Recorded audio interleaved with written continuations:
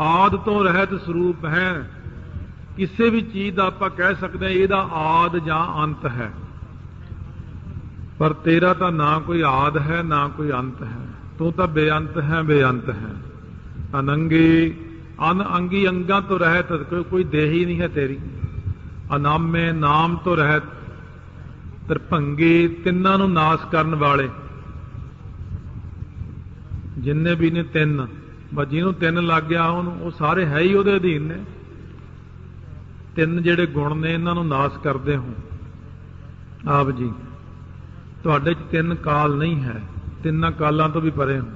ਤ੍ਰਿਕਾਮੇ, ਸੋ ਇਸ ਕਰਕੇ ਅਕਾਲ ਪੁਰਖ ਵਾਹਿਗੁਰੂ ਤ੍ਰਿਕਾਮੇ, ਤਿੰਨਾਂ ਦੇ ਕਾਰਜ ਨੂੰ ਕਰਨ ਵਾਲੇ ਵੀ ਆਪ ਨੇ। ਹਰ ਵਕਤ ਜਿਹੜਾ ਕਾਰਜ ਕਰਦੇ ਨੇ ਬ੍ਰਹਮਾ ਵਿਸ਼ਨੂੰ ਮਹੇਸ਼, ਉਹਨਾਂ ਦੇ ਵਿੱਚ ਜਿਹੜੀ ਜੋਤ ਹੈ ਉਹ ਵਾਹਿਗੁਰੂ ਦੀ ਹੈ। ਵਾਹਿਗੁਰੂ ਆਪ ਹੀ ਕੰਮ ਕਰੀ ਜਾਂਦੇ ਨੇ ਸਾਰੇ, ਤੇ ਕਾਮਨਾ ਤੋਂ ਰਹਿਤ ਨੇ ਤਿੰਨਾਂ ਸਮਿਆਂ ਵਿੱਚ। ਤਾਂ ਸਤਿਗੁਰੂ ਮਹਾਰਾਜ ਸੱਚੇ ਪਾਤਸ਼ਾਹ ਕਹਿੰਦੇ ਨੇ ਤ੍ਰੇ ਵਰਗੰ ਤ੍ਰੇ ਵਰਗੰ, ਤਿੰਨਾਂ ਵਰਗਾਂ ਦੇ ਵਿੱਚ। ਤਾਂ ਸਤਿਗੁਰੂ ਮਹਾਰਾਜ ਸੱਚੇ ਪਾਤਸ਼ਾਹ ਕਹਿੰਦੇ ਨੇ ਤ੍ਰੇ ਵਰਗੰ ਤ੍ਰੇ ਵਰਗੰ, ਤਿੰਨਾਂ ਵਰਗਾਂ ਦੇ ਵਿੱਚ। ਤਿੰਨ ਵਰਗ ਜਿਹੜੇ ਨੇ ਇਹ ਦੈਂਤ, ਦੇਵਤੇ ਅਤੇ ਮਨੁੱਖ, ਇਹ ਤਿੰਨ ਵਰਗ ਨੇ। ਇਹ ਤਿੰਨਾਂ ਵਰਗਾਂ ਦੇ ਵਿੱਚ ਹੰਸਦਾ ਤ੍ਰੇ ਵੱਧਦੇ, ਸੋ ਤਿੰਨਾਂ ਦਾ ਨਾਸ ਕਰਨ ਵਾਲੇ, ਤਿੰਨਾਂ ਨੂੰ ਬੰਨਣ ਵਾਲੇ। ਅਗੰਜੇ, ਗੰਜਣ ਤੋਂ ਰਹਿਤ, ਝੁਕਣ ਤੋਂ ਰਹਿਤ, ਕੱਟਣ ਤੋਂ ਰਹਿਤ, ਟੁੱਟਣ ਤੋਂ ਰਹਿਤ। ਅਗਾਧੇ, ਅਗਾਧ ਸਰੂਪ ਹੋ, ਡੂੰਘੇ ਇੰਨੇ ਹੋ। ਜਦੋਂ ਬ੍ਰਹਮਾ ਜੀ ਨੇ ਜਨਮ ਲਿਆ, ਕਮਲ ਦੇ ਫੁੱਲ ਵਿੱਚੋਂ ਲਿਆ ਸੀ, ਕਮਲ ਦੀ ਨਾਲੀ 'ਚੋਂ ਪ੍ਰਗਟ ਹੋਏ। ਖੱਬਾ ਸੱਜਾ ਦੇਖ ਕੇ ਕਹਿਣ ਲੱਗੇ ਕੋਈ ਹੈ ਨਹੀਂ ਆਸੇ ਪਾਸੇ, ਆਪਣੇ ਆਪ ਨੂੰ ਸ਼ੋਅ ਕਰਤਾ ਮੈਂ ਬ੍ਰਹਮ ਹਾਂ। ਸ਼ਿਵ ਜੀ ਪ੍ਰਗਟ ਹੋ ਗਏ, ਕਹਿੰਦੇ ਬੱਚਾ ਉਹ ਆਪਣੇ ਆਪ ਨੂੰ ਬ੍ਰਹਮ ਕਹੀ ਜਾਂਦਾ, ਸਾਨੂੰ ਇੰਨਾ ਚਿਰ ਹੋ ਗਿਆ ਸਾਨੂੰ ਬ੍ਰਹਮ ਦਾ ਪਤਾ ਨਹੀਂ ਲੱਗਿਆ। ਵਿਸ਼ਨੂੰ ਜੀ ਆ ਗਏ, ਕਹਿਣ ਲੱਗੇ ਉਹ ਭਾਈ ਤੂੰ ਬ੍ਰਹਮ ਨਹੀਂ ਹੈ, ਬ੍ਰਹਮ ਤੋਂ ਤਾਂ ਆਪਾਂ ਨੇ ਜਨਮ ਲਿਆ।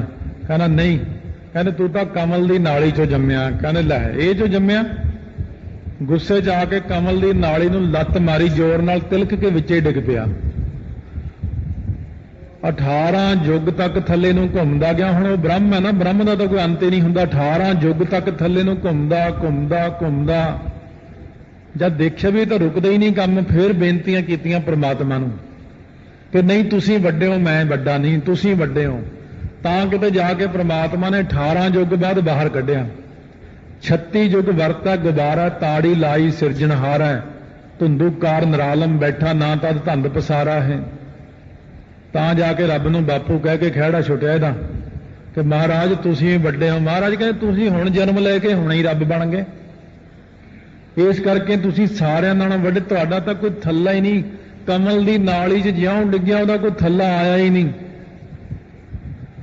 ਸੁਭੰ ਸਰਬ ਭਾਗੇ, ਸਾਰਿਆਂ ਨੂੰ ਅੱਛੇ ਤਰੀਕੇ ਨਾਲ ਉਹਨਾਂ ਦੇ ਭਾਗ ਵੰਡਣ ਵਾਲੇ ਹੋ, ਸਾਰਿਆਂ ਤੇ ਕਿਰਪਾ ਕਰਨ ਵਾਲੇ ਹੋ। ਸੋ ਸਰਬਾ ਅਨੁਰਾਗੇ, ਸੋ ਸਰਬਾ ਸਾਰਿਆਂ ਨੂੰ ਅਨੁਰਾਗ ਵਿਸ਼ੇਸ਼ ਪ੍ਰੇਮ ਕਰਦੇ ਹੋ, ਹਰੇਕ ਨੂੰ ਪਿਆਰ ਕਰਦੇ ਹੋ। ਤੁਸੀਂ ਕਿਸੇ ਨੂੰ ਨਫ਼ਰਤ ਨਹੀਂ ਕਰਦੇ, ਕਿਸੇ ਨਾਲ ਈਰਖਾ ਨਹੀਂ ਕਰਦੇ ਹੋ, ਤੁਸੀਂ ਸਾਰਿਆਂ ਨਾਲ ਇੱਕ ਜੈਸਾ ਪਿਆਰ ਹੈ ਤੁਹਾਡਾ। ਸਤਿਗੁਰੂ ਮਹਾਰਾਜ ਜੀ ਕਹਿੰਦੇ ਨੇ ਸਾਡਾ ਸਾਰਿਆਂ ਨਾਲ ਗੁਰਸਿੱਖਾਂ ਇੱਕੋ ਪਿਆਰ, ਗੁਰਮਿੱਤਾਂ ਪੁੱਤਾਂ ਭਾਈਆਂ। ਮਹਾਰਾਜ ਕਹਿੰਦੇ ਇਹ ਨਹੀਂ ਕਿ ਮੈਂ ਆਪਣੇ ਪੁੱਤਰਾਂ ਨੂੰ ਬਹੁਤਾ ਪਿਆਰ ਕਰਦਾ, ਰਿਸ਼ਤੇਦਾਰਾਂ ਨੂੰ ਜ਼ਿਆਦਾ ਕਰਦਾ, ਗੁਰਸਿੱਖਾਂ ਨੂੰ ਘੱਟ ਕਰਦਾ। ਮਹਾਰਾਜ ਕਹਿੰਦੇ ਸਾਨੂੰ ਤਾਂ ਪਿਆਰਾ ਹੈ। ਸੋ ਸਿੱਖ ਸਖਾ ਬੰਧ ਪਹਿ ਭਾਈ, ਜੇ ਗੁਰ ਕੇ ਭਾਣੇ ਵਿੱਚ ਆਵੇਂ। ਆਪਣੇ ਭਾਣੇ ਜੋ ਚੱਲਾ ਭਾਈ, ਵਿਛੜ ਚੋਟਾਂ ਖਾਵੇ। ਤੇਰੇ ਭੁਗਤ ਸਰੂਪ ਹੈ, ਚੰਗੀ ਤਰ੍ਹਾਂ ਭੁਗਤਣ ਵਾਲਾ ਸਰੂਪ ਹੈ ਤੂੰ ਸਾਰਿਆਂ ਨੂੰ, ਸਾਰਿਆਂ ਦੇ ਵਿੱਚ ਬੈਠ ਕੇ। ਅਛਿੱਜ ਹੈ, ਅਛੂਤ ਹੈ, ਛਿੱਜਣ ਤੋਂ ਰਹਿਤ ਹੈ, ਨਾਸ ਨਹੀਂ ਹੁੰਦਾ। ਅਛੂਤ ਛੋਇਆ ਨਹੀਂ ਜਾਂਦਾ, ਕਿਸੇ ਦੇ ਹੱਥ ਵਿੱਚ ਨਹੀਂ ਆਉਂਦਾ। ਕੋਈ ਰੱਬ ਨੂੰ ਆਖੇ ਮੈਂ ਪਕੜ ਲਵਾਂਗਾ ਉਹਨੂੰ। ਕਿ ਨਰਕੰ ਪ੍ਰਨਾਸ ਹੈ, ਕਿ ਨਰਕਾਂ ਦਾ ਨਾਸ ਕਰਨ ਵਾਲਾ ਹੈ ਪ੍ਰੇਮੀਆਂ ਵਾਸਤੇ। ਪ੍ਰੇਮੀ ਨੂੰ ਨਰਕ ਨਹੀਂ ਰਹਿਣ ਦਿੰਦਾ, ਪ੍ਰੇਮੀ ਨੂੰ ਜਾਣ ਨਹੀਂ ਦਿੰਦਾ ਉਸ ਪਾਸੇ। ਪ੍ਰਿਥੁਲ ਪ੍ਰਵਾਸ ਹੈ, ਪ੍ਰਿਥਵੀ ਦੇ ਉੱਤੇ ਅਥਵਾ ਚਾਰੇ ਪਾਸੇ ਪ੍ਰਿਥਵੀ ਦੇ ਚੰਗੀ ਤਰ੍ਹਾਂ ਨਿਵਾਸ ਕਰਨ ਵਾਲਾ ਪੂਰੇ ਬ੍ਰਹਿਮੰਡ ਦੇ ਵਿੱਚ ਸਾਰੇ ਕਿਤੇ ਅੱਛੀ ਤਰ੍ਹਾਂ ਨਿਵਾਸ ਆਪ ਜੀ ਕਰਦੇ ਹੋ। ਇਸ ਤਰ੍ਹਾਂ 130 ਪੌੜੀਆਂ ਤੱਕ ਮਹਾਰਾਜ ਨੇ ਬਖਸ਼ਿਸ਼ਾਂ ਕੀਤੀਆਂ ਨੇ ਆਪਣੇ ਤੇ। ਅਰਥ ਤਾਂ ਕਈ ਬਣ ਜਾਂਦੇ ਨੇ, ਪਰ ਇਹ ਵੀ ਜਾਪ ਸਾਹਿਬ ਦਾ ਰੋਜ਼ ਪਾਠ ਕਰਨ ਵੇਲੇ ਇੰਨਾ ਕਿ ਥੋੜਾ ਜਿਹਾ ਧਿਆਨ ਰਹੇ ਆਪਾਂ ਨੂੰ ਕਿ ਇਹਦਾ ਆ ਭਾਵ ਹੈ। ਬਸ ਜਦੋਂ ਆਪਣਾ ਅਰਥ ਵਿੱਚ ਚਿੱਤ ਜੁੜਦਾ ਹੈ ਤਾਂ ਆਪਣਾ ਮਨ ਟਿਕਦਾ ਹੈ। ਜਦੋਂ ਆਪਣਾ ਅਰਥ ਵਿੱਚ ਚਿੱਤ ਨਹੀਂ ਜੁੜਦਾ ਉਹਦਾ ਮਨ ਭਟਕਦਾ। ਇਸ ਕਰਕੇ ਥੋੜਾ ਜਿਹਾ ਅਰਥ ਵਿੱਚ ਮਾਮੂਲੀ ਜਿਹਾ ਧਿਆਨ ਪਹਿਲਾਂ ਜ਼ੋਰ ਲੱਗਦਾ ਬਹੁਤ, ਬਾਅਦ ਵਿੱਚ ਹੌਲੀ ਹੌਲੀ ਆਦਤ ਬਣ ਜਾਂਦੀ ਹੈ। ਮਨ ਨੂੰ ਵੀ ਸਮਝ ਲੱਗ ਜਾਂਦੀ ਕਿ ਇੰਨਾ ਹੀ ਅਰਥ ਹੈ ਤਾਂ ਫਿਰ ਬਿਲਕੁਲ ਹੀ ਸੌਖਾ ਲੱਗਣ ਲੱਗ ਜਾਂਦਾ ਹੈ। ਕਿਉਂਕਿ ਪਹਿਲਾਂ ਤੁਸੀਂ ਜ਼ਿੰਦਗੀ 'ਚ ਕਦੇ ਇਹ ਚੀਜ਼ਾਂ ਨਾ ਸੁਣੀਆਂ ਨਾ ਦੇਖੀਆਂ ਤੇ ਨਾ ਚੱਲੇ, ਇਸੇ ਕਰਕੇ ਤੁਹਾਨੂੰ ਹੁਣ ਔਖੀਆਂ ਲੱਗਦੀਆਂ ਸਾਰੀਆਂ। ਤੇ ਬੜੇ ਔਖਾ, ਬੜਾ ਔਖਾ, ਅਰਥ ਬੜੇ ਔਖੇ, ਫਲਾਨੀ ਚੀਜ਼ ਬੜੀ ਔਖੀ ਹੈ। ਕਿਉਂਕਿ ਪਹਿਲਾਂ ਤੋਂ ਲੈ ਕੇ ਤੁਹਾਨੂੰ ਸੌਖਾ ਹੀ ਰੱਖਿਆ ਸਾਰਿਆਂ ਨੇ। ਕਿਸੇ ਨੇ ਔਖਾ ਨਾ ਆਪ ਹੋਇਆ, ਉਹ ਕੋਈ ਬੰਦਾ ਨਾ ਆਪ ਔਖਾ ਹੋ ਕੇ ਰਾਜੀ, ਨਾ ਤੁਹਾਨੂੰ ਔਖਾ ਕਰਕੇ ਰਾਜੀ ਹੈ। ਉਹ ਕਹਿੰਦਾ ਵੀ ਐਂ ਤੁਰੇ ਜਾਓ ਬਸ ਠੀਕ ਆ, ਮੌਜ ਲੱਗੀ ਮੈਨੂੰ ਵੀ ਤੇ ਇਹਨਾਂ ਨੂੰ ਵੀ ਮੌਜ ਲੱਗੀ ਆ, ਇਹਨਾਂ ਨੂੰ ਵੀ ਔਖੇ ਨਹੀਂ ਹੋਣੇ ਪੈਣਾ। ਉਹ ਕਈ ਪ੍ਰਾਈਵੇਟ ਜੇ ਸਕੂਲ ਹੁੰਦੇ ਆ, ਨਿਆਣਿਆਂ ਨੂੰ ਨਾ ਐਵੇਂ 90% ਨੰਬਰ ਦੇਈ ਜਾਣਗੇ। ਉਹ ਜਦ ਕਿਤੇ ਚੰਗੇ ਜਿਹੇ ਸਕੂਲ 'ਚ ਪਾਇਆ ਤਾਂ ਨਿਆਣੇ ਦੇ ਨੰਬਰ ਹੀ 50% ਆਉਂਦੇ। ਕਹਿੰਦੇ ਉੱਥੇ ਤਾਂ ਪੜ੍ਹਾਉਂਦੇ ਹੀ ਨਹੀਂ ਸੀ। ਉਹ ਕੀ ਕਰਦੇ, ਉਹ ਕਹਿੰਦੇ ਉਹ ਨੰਬਰ ਹੀ ਦਿੰਦੇ ਸੀ ਬਸ। ਮਾਂ-ਬਾਪ ਵੀ ਖੁਸ਼, ਬੱਚਾ ਵੀ ਖੁਸ਼, 4 ਸਟਾਰ ਦੇਤੇ ਉਹਨੂੰ। ਇਉਂ ਹੀ ਤੁਹਾਨੂੰ ਜੇ ਕੋਈ ਬੈਠ ਜੇ ਨਾ ਤਾਬਿਆ, ਤੁਹਾਨੂੰ ਕੋਈ ਸਾਧ ਸੰਗਤ ਤੁਸੀਂ ਬੜੇ ਬਸ ਤੁਹਾਨੂੰ ਬ੍ਰਹਮ ਗਿਆਨੀ ਬਣਾਤਾ, ਤੁਸੀਂ ਵੀ ਖੁਸ਼, ਮੈਂ ਵੀ ਖੁਸ਼, ਵੀ ਬ੍ਰਹਮ ਗਿਆਨੀ ਬਣ ਗਏ ਸਾਰੇ। ਨਹੀਂ, ਜੇ ਸੱਚਖੰਡ ਜਾਣਾ, ਜੇ ਮਹਾਰਾਜ ਦੇ ਸਿੱਖ ਬਣਨਾ ਤਾਂ ਘਾਲ ਕਮਾਈ ਤਾਂ ਕਰਨੀ ਪੈਣੀ ਆ। ਮੈਨੂੰ ਵੀ ਜ਼ੋਰ ਲਾਉਣਾ ਪਊਗਾ ਬਹੁਤ ਜ਼ਿਆਦਾ, ਤੇ ਤੁਹਾਨੂੰ ਵੀ ਲਾਉਣਾ ਪਊਗਾ। ਮਿਹਨਤਾਂ ਮੁਸ਼ੱਕਤਾਂ ਕਰਨੀਆਂ ਹੀ ਪੈਣਗੀਆਂ। ਤਾਈਓ ਮਹਾਰਾਜ ਨੇ ਸੱਚੇ ਪਾਤਸ਼ਾਹ ਨੇ ਐਵੇਂ ਤਾਂ ਨਹੀਂ ਲਿਖਤਾ, ਮਹਾਰਾਜ ਨੇ ਕਿ ਗੁਰੂ ਨਾਨਕ ਸਾਹਿਬ ਨੇ ਐਵੇਂ ਲਿਖਤਾ। ਮਹਾਰਾਜ ਨੇ ਬਿਲਕੁਲ ਸੱਚ ਲਿਖਿਆ ਹੈ। ਜਿਨੀ ਨਾਮ ਤੇ ਆਇਆ, ਜਿਨੀ ਨਾਮ ਤੇ ਆਇਆ,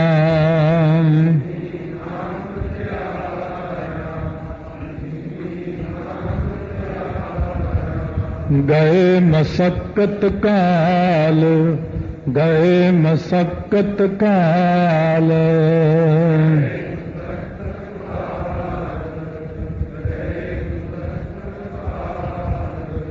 ਨਾਨਕ ਤੇ ਮੁਖ ਉਜਲੇ, ਨਾਨਕ ਤੇ ਮੁਖ ਉਜਲੇ,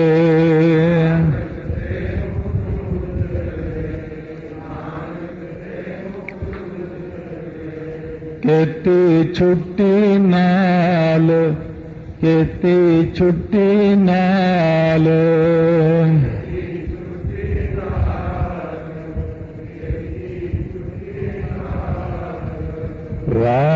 ਵਾਹਿਗੁਰੂ ਵਾਹਿਗੁਰੂ।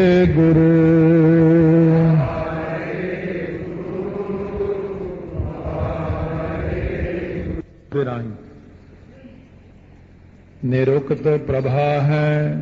131ਵੀਂ ਪੌੜੀ ਮਹਾਰਾਜ ਬਖਸ਼ਿਸ਼ ਕਰ ਰਹੇ ਨੇ ਕਿ ਨਿਰਉਕਤ, ਉਗਤੀਆਂ ਜੁਗਤੀਆਂ ਦਲੀਲਾਂ ਲਿਖਣ ਤੋਂ ਰਹਿਤ, ਨਿਰੁਕਤ ਲਿਖਣ ਤੋਂ ਰਹਿਤ, ਦਲੀਲਾਂ ਦੇਣ ਤੋਂ ਰਹਿਤ ਤੇਰੀ ਪ੍ਰਭਾ ਹੈ, ਤੇਰੀ ਸ਼ੋਭਾ ਹੈ। ਸदैवं ਸਦਾ ਹੈ, ਤੂੰ ਸਦਾ ਸਦਾ ਹੀ ਹੈ, ਕਦੇ ਖਤਮ ਨਹੀਂ ਹੁੰਦਾ, ਸਦਾ ਰਹਿਣ ਵਾਲਾ ਹੈ। ਬੇਭੁਗਤ ਸਰੂਪ ਹੈ, ਵਿਸ਼ੇਸ਼ ਕਰਕੇ ਤੂੰ ਭੁਗਤਣ ਤੋਂ ਰਹਿਤ ਹੈ ਅਤੇ ਸੁੰਦਰ ਸਰੂਪ ਹੈ। ਪ੍ਰਯੁਗਤ ਅਨੂਪ ਹੈ, ਜੁਗਤ ਚੰਗੀ ਤਰ੍ਹਾਂ ਜੁੜਿਆ, ਪ੍ਰਾਤ ਭਾਵ ਚੰਗੀ ਤਰ੍ਹਾਂ ਜੁੜਿਆ, ਪ੍ਰਯੁਗਤ ਅਨੂਪ ਹੈ। ਉਪਮਾ ਤੋਂ ਰਹਿਤ ਹੈ, ਚੰਗੀ ਤਰ੍ਹਾਂ ਜੁੜਿਆ ਹੋਇਆ ਸਾਰਿਆਂ ਦੇ ਵਿੱਚ। ਨਿਰੁਕਤ ਸਦਾ ਹੈ, ਸਦਾ ਹੀ ਤੂੰ ਨਿਰੁਕਤ ਹੈ, ਕਹਿਣ ਤੋਂ ਬਾਹਰ ਹੈ, ਲਿਖਣ ਤੋਂ ਬਾਹਰ ਹੈ। ਅਸੀਂ ਤੇਰੀ ਕੋਈ ਦਲੀਲ ਨਹੀਂ ਦੇ ਸਕਦੇ ਕਿ ਕਿੰਨਾ ਕੁ ਵੱਡਾ ਹੈ, ਕੋਈ ਪੂਰੇ ਰੂਪ ਵਿੱਚ ਤੁਹਾਨੂੰ ਕਥਨ ਨਹੀਂ ਕਰ ਸਕਦਾ। ਵਿਭੁਗਤ ਪ੍ਰਭਾ ਹੈ, ਭੁਗਤ ਭੁਗਤਣਾ, ਆਪਣੀ ਪ੍ਰਭਾ ਨੂੰ ਚੰਗੀ ਤਰ੍ਹਾਂ ਭੋਗਣ ਵਾਲਾ ਹੈ। ਵਿਭੁਗਤ ਅਨੁਕਤ ਸਰੂਪ ਹੈ, ਅਨੁਕਤ ਉਗਤੀਆਂ ਜੁਗਤੀਆਂ ਦਲੀਲਾਂ ਤੋਂ ਪਰੇ ਹੈ। ਨਿਰੁਕਤ ਤੇ ਅਨਉਕਤ, ਉਗਤੀਆਂ ਜੁਗਤੀਆਂ ਦੀ ਦਲੀਲਾਂ ਤੋਂ ਸਾਰੀਆਂ ਤੋਂ ਪਰੇ ਹੈ। ਤੇਰਾ ਸਰੂਪ ਜਿਹੜਾ ਹੈ ਉਹਦੇ ਬਾਰੇ ਅਸੀਂ ਕੁਝ ਕਹਿ ਨਹੀਂ ਸਕਦੇ ਕਿ ਉਹਦਾ ਰੰਗ ਚਿਹਰੇ ਦਾ ਲਾਲ ਹੈ, ਮੱਥੇ ਇਸ ਤਰ੍ਹਾਂ ਹੈ, ਹੱਥ ਇਸ ਤਰ੍ਹਾਂ ਨੇ, ਨੱਕ ਇਸ ਤਰ੍ਹਾਂ ਹੈ ਹੀ ਨਹੀਂ ਜਦੋਂ ਕੁਝ। ਪ੍ਰਯੁਗਤ ਅਨੂਪ ਹੈ, ਚੰਗੀ ਤਰ੍ਹਾਂ ਸਾਰਿਆਂ ਨਾਲ ਜੁੜਿਆ ਹੋਇਆ, ਉਪਮਾ ਤੋਂ ਰਹਿਤ ਹੈ ਤੂੰ।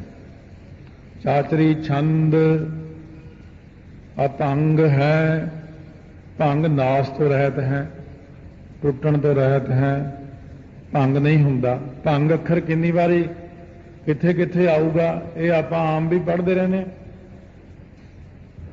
ਵੀ ਭੰਗ ਕਰ ਦਿੱਤੀ ਫਲਾਨੀ ਚੀਜ਼। ਇਸ ਪ੍ਰਕਾਰ ਕਈ ਜਗ੍ਹਾ ਦੇ ਉੱਤੇ ਆਉਂਦਾ ਵੀ ਮੇਰਾ ਮਨ ਭੰਗ ਕਰਤਾ ਇਹਨੇ, ਮੇਰਾ ਮਨ ਤੋੜਤਾ। ਮਹਾਰਾਜ ਕਹਿੰਦੇ ਨਾ ਤੇਰਾ ਮਨ ਟੁੱਟਦਾ, ਨਾ ਤੇਰੀ ਵਿਧਾਨ ਸਭਾ ਲੋਕ ਸਭਾ ਭੰਗ ਹੁੰਦੀ ਹੈ, ਨਾ ਕੋਈ ਹੁੰਦਾ। ਭੰਗ ਹੁੰਦਾ ਹੀ ਨਹੀਂ ਤੂੰ, ਤੇਰਾ ਕੁਝ ਵੀ ਨਹੀਂ ਭੰਗ ਹੁੰਦਾ ਕਿਸੇ ਤੋਂ ਵੀ। ਅਨੰਗ ਹੈ, ਅਨਅੰਗ ਹੈ, ਅੰਗਾਂ ਤੋਂ ਰਹਿਤ ਹੈ, ਤੇਰੇ ਅੰਗ ਨਹੀਂ ਹਨ।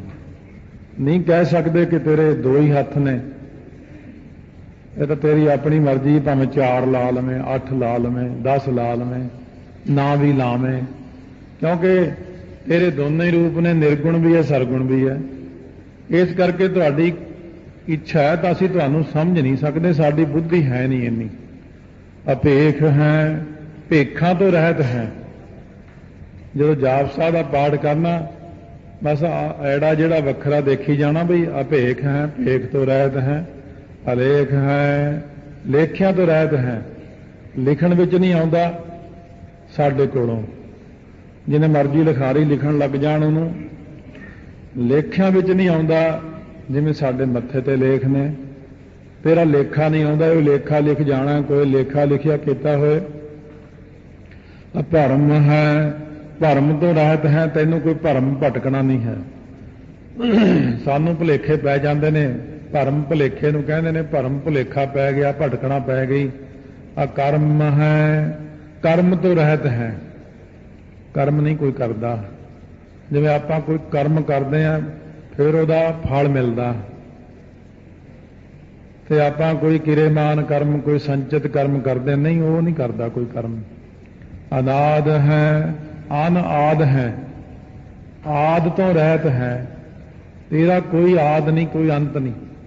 ਜੁਗਾਦ ਹੈ, ਜੁਗਾਂ ਦਾ ਮੁੱਢ ਰੂਪ ਤੂੰ ਆਪ ਹੈ। ਜੁਗਾਂ ਨੂੰ ਬਣਾਉਣ ਵਾਲਾ, ਜੁਗਾਂ ਨੂੰ ਸ਼ੁਰੂ ਕਰਨ ਵਾਲਾ, ਧਰਤੀ ਨੂੰ ਬਣਾਉਣ ਵਾਲਾ। ਸੋ ਇਸ ਕਰਕੇ ਜੁਗਾਂ ਦਾ ਸ਼ੁਰੂ ਰੂਪ ਵੀ ਤੂੰ ਆਪ ਹੀ ਹੈ। ਅਜੈ ਹੈ, ਜਿੱਤਣ ਤੋਂ ਰਹਿਤ ਹੈ, ਕੋਈ ਜਿੱਤ ਨਹੀਂ ਸਕਿਆ ਤੈਨੂੰ ਅੱਜ ਤੱਕ। ਅਬੈ ਹੈ, ਬੈ ਨਾਮ ਹੁੰਦਾ ਦੂਈ ਦਵੈਤ।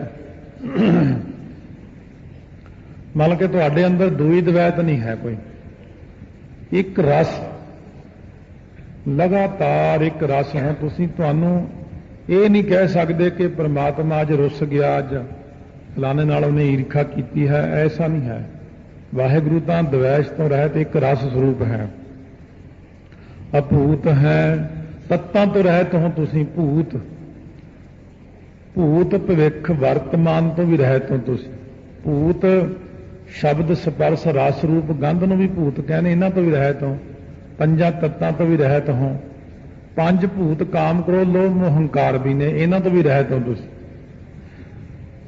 ਇਹ ਜਿਹੜੇ ਭੂਤ ਨੇ ਨਾ, ਜਿਹੜਾ ਅੱਖਰ ਭੂਤ ਨਾਲ ਜੁੜ ਗਿਆ ਬਸ ਉਹ ਸਾਰਿਆਂ ਤੋਂ ਹੀ ਰਹਿਤ ਹੋ, ਕਿਉਂਕਿ ਇਹ ਕੋਈ ਅਤ ਕਥਨੀ ਵੀ ਹੈ ਨਹੀਂ, ਕੋਈ ਆਪਾਂ ਕਹੀਏ ਬਹੁਤੇ ਅਰਥ ਕਰਤੇ ਨਹੀਂ, ਉਹ ਹੈ ਹੀ ਗੱਲ ਸੱਚ ਇਹ ਕਿ ਉਹ ਸਾਰੇ ਭੂਤਾਂ ਤੋਂ ਹੀ ਰਹਿਤ ਹੈ। ਅਧੂਤ ਹੈ, ਅਧੂਤ ਜਿਹੜਾ ਹੁੰਦਾ ਹੈ ਪਵਿੱਤਰ, ਵਿਰਗਤ, ਜਿਵੇਂ ਪਿੱਛੇ ਵੀ ਅਵਧੂਤ ਆਇਆ ਸੀ, ਪਵਿੱਤਰ ਹੋ ਆਪ। ਅਨਾਸ ਹੈ, ਨਾਸ ਤੋਂ ਰਹਿਤ ਹੈ, ਤੈਨੂੰ ਕੋਈ ਨਾਸ ਨਹੀਂ ਕਰ ਸਕਦਾ। ਉਦਾਸ ਹੈ, ਉਪਰਾਮ ਹੀ ਹੈ ਹਮੇਸ਼ਾ, ਕਿਉਂਕਿ ਤੇਰੇ 'ਚ ਮਾਇਆ ਹੀ ਹੈ ਨਹੀਂ। ਇਸ ਕਰਕੇ ਜਿੱਥੇ ਮਾਇਆ ਹੁੰਦੀ ਹੈ ਉੱਥੇ ਜੀਵ ਮਾਇਆ ਵਿੱਚ ਫਸਿਆ ਹੁੰਦਾ, ਕਦੇ ਖੁਸ਼ ਹੁੰਦਾ, ਕਦੇ ਗੁੱਸੇ 'ਚ ਹੁੰਦਾ, ਪਰ ਅਕਾਲ ਪੁਰਖ ਵਾਹਿਗੁਰੂ ਹਮੇਸ਼ਾ ਉਪਰਾਮ ਹੀ ਰਹਿੰਦੇ ਨੇ। ਵਾਹਿਗੁਰੂ ਮਾਇਆ ਤੋਂ ਨਿਰਲੇਪ ਰਹਿੰਦੇ ਨੇ। ਤਾਈਓ ਪਰਮੇਸ਼ਰ ਨੂੰ ਕਿਹਾ ਬੈਰਾਗੀ। ਅਕਾਲ ਪੁਰਖ ਹਮੇਸ਼ਾ ਬੈਰਾਗਵਾਨ ਹੀ ਰਹਿੰਦੇ ਨੇ। ਜਿਹੜਾ ਮਾਇਆ ਦਾ ਤਿਆਗ ਕਰੇ ਉਹਨੂੰ ਬੈਰਾਗੀ ਕਹਿੰਦੇ ਨੇ। ਅਤੰਧ ਹੈ, ਧੰਦਿਆਂ ਤੋਂ ਰਹਿਤ ਹੈ, ਤਾਂ ਧੰਦਾ ਕੋਈ ਨਹੀਂ ਕਰਦਾ। ਸਾਨੂੰ ਸਾਰਿਆਂ ਨੂੰ ਧੰਦਿਆਂ 'ਚ ਲਾਇਆ ਤੇ ਸਾਨੂੰ ਦੇਖਦੇ ਰਹਿੰਦੇ ਨੇ ਤੇ ਆਪ ਧੰਦਾ ਕੋਈ ਨਹੀਂ ਕਰਦੇ। ਪਰ ਮਹਾਰਾਜ ਕਹਿੰਦੇ ਮੈਂ ਤੁਹਾਡੇ ਵਿੱਚ ਬੈਠ ਕੇ ਜੋ ਕਰਦਾ ਧੰਦੇ, ਵੈਸੇ ਮੈਂ ਧੰਦਾ ਨਹੀਂ ਕਰਦਾ, ਕੋਈ ਕੰਮ ਨਹੀਂ ਕਰਦਾ, ਪਰ ਤੁਹਾਡੇ ਵਿੱਚ ਬੈਠ ਕੇ ਮੈਂ ਕਰਾਈ ਤਾਂ ਜਾਂਦਾ ਤੁਹਾਡੇ ਕੋਲੋਂ। ਇਸ ਕਰਕੇ ਰਹਿਤ ਹੈ ਧੰਦਿਆਂ ਤੋਂ, ਮੈਂ ਆਪ ਨਹੀਂ, ਮੈਂ ਨਿਰਲੇਪ ਰਹਿੰਦਾ ਹਾਂ। ਅਬੰਧ ਹੈ, ਬੰਧਨਾਂ ਤੋਂ ਰਹਿਤ ਹੋ ਤੁਸੀਂ। ਕੋਈ ਬੰਧਪ ਨਹੀਂ, ਤੁਹਾਡਾ ਰਿਸ਼ਤੇਦਾਰ ਨਹੀਂ ਹੈ, ਕੋਈ ਤੁਹਾਨੂੰ ਬੰਧਨ ਨਹੀਂ ਹੈ। ਇੰਨਾ ਕੁਛ ਹੀ ਆਪਣੇ ਸੇਵਕ ਨੂੰ ਵੀ ਨਾਲ ਹੀ ਬਣਾਉਂਦੇ ਨੇ। ਅਭਗਤ ਹੈ, ਅਭਗਤ, ਕਿਸੇ ਦੀ ਭਗਤੀ ਨਹੀਂ ਕਰਦੇ ਤੁਸੀਂ। ਇਹ ਨਹੀਂ ਕਿ ਮੈਂ ਫਲਾਣੇ ਦੀ ਭਗਤੀ ਕਰਕੇ ਫਿਰ ਤਾਕਤ ਲਈ ਹੈ। ਮਹਾਰਾਜ ਕਹਿੰਦੇ ਤੁਸੀਂ ਅਧੀਨ ਨਹੀਂ ਹੋ, ਕਿਸੇ ਦੇ ਪਰਾਧੀਨ ਹੋ ਕੇ ਉਹਦੀ ਭਗਤੀ ਕਰਨੀ। ਵੀ ਰੱਬ ਨੇ ਹੋਰ ਕਿਸੇ ਦੀ ਭਗਤੀ ਕੀਤੀ ਹੈ ਤਾਂ ਉਹਨੂੰ ਸ਼ਕਤੀ ਮਿਲੀ ਹੈ। ਕਹਿੰਦੇ ਆਪੇ ਜਪੋ ਆਪਣਾ ਜਾਪ, ਤੁਸੀਂ ਆਪਣਾ ਨਾਮ ਆਪੇ ਹੀ ਜਪਦੇ ਰਹਿੰਦੇ ਹੋ, ਆਪਣੇ ਆਪ ਨੂੰ ਆਪੇ ਹੀ ਜਪਦੇ ਰਹਿੰਦੇ ਹੋ, ਉਸੇ ਵਿੱਚ ਹੀ ਸ਼ਕਤੀ ਹੈ। ਪਰਮੇਸ਼ਰ ਕਹਿੰਦੇ ਮੈਂ ਤਾਂ ਆਪ ਨਾਮ ਨੂੰ ਹੀ ਜਪਦਾ ਹਮੇਸ਼ਾ, ਕਿਉਂਕਿ ਆਤਮ ਚਿੰਤਨ ਹੀ ਕਰਦੇ ਨੇ।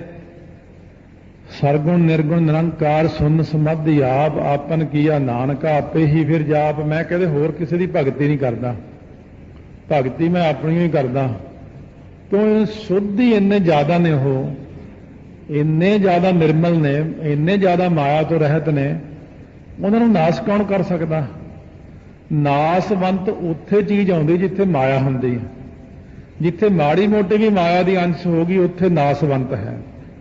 ਪਰ ਤੁਹਾਡੇ ਵਿੱਚ ਤਾਂ ਮਾਇਆ ਹੈ ਨਹੀਂ। ਤੁਸੀਂ ਤਾਂ ਮਾਇਆ ਤੋਂ ਕਰੋੜਾਂ ਅਰਬਾਂ ਖਰਬਾਂ ਪਤਾ ਨਹੀਂ ਕਿੰਨੇ ਕੁ ਦੂਰ ਹੋਣ, ਗਿਣਤੀ ਮੀਲ ਦੂਰ ਮਾਇਆ ਤੋਂ।